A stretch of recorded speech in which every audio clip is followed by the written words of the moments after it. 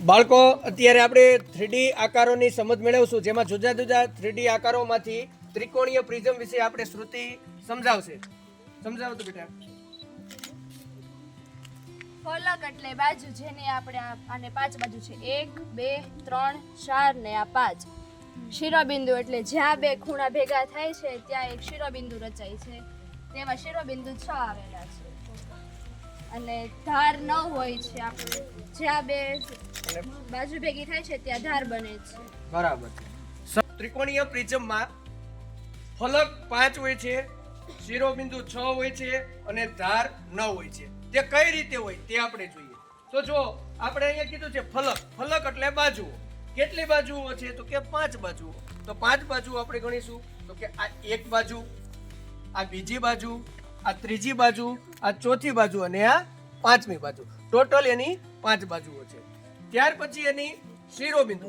તો જ્યારે આ બે બાજુ આપણે આ ભેગી થાય અને જે અહીંયા ઉપર જ્યાં જોઈન્ટ થાય છે તો એને શું કહેવાય? શિરોબિંદુ. તો અહીંયા શિરોબિંદુ બાળકો તમે જુઓ છો, તો આ એક શિરોબિંદુ, આ એક શિરોબિંદુ, આ 2 3 4 5 અને 6. ટોટલ કેટલા શિરોબિંદુ છે? 6. હવે આપણે ધાર ગણવી છે આમાં. તો ધાર કેટલી છે? તો કે 9. તો 9 ધાર આપણે ગણીએ. તો જે બે ફલક ભેગી થાય છે ત્યાં આપણે 9 જો. આ 1, આ 2, આ 3, આ 4, અહીંયાથી આ 5, અમારી પાછળ 6 7 8 અને 9.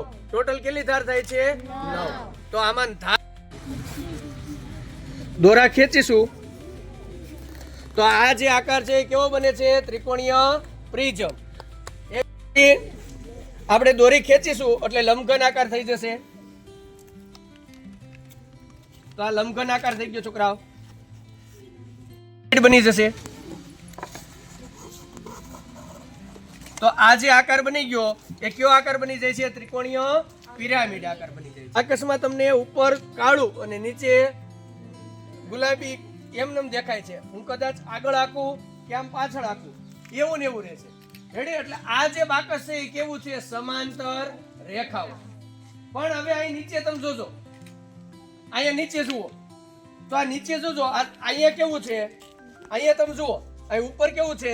કાળું, નીચે ગુલાબી. તો આ બાજુ જોઈ જુઓ, ઉપર ગુલાબી થઈ ગયું, નીચે શું થઈ ગયું? કાળું. એટલે આ જે છે સમાંતર રેખા. જો અહીંયા બે થઈ ગયું. રેડી?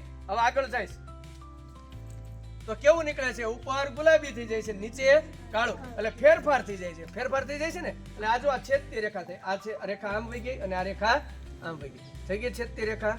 બરાબર? તો આને કેવી રેખા છે? છેદતી રેખા. આ કેવી રેખા થઈ? તો બાળકો આપણે બિંદુઓની સંખ્યા ઉપરથી કેટલી રેખાઓ પસાર થાય અને કેટલી રેખાઓ થાય તેનું આપણે આ મોડલ છે. આ મોડલમાં આપણે તમે જુઓ છોકરાઓ, તો અહીંયા જુઓ બિંદુઓની સંખ્યા કેટલી છે?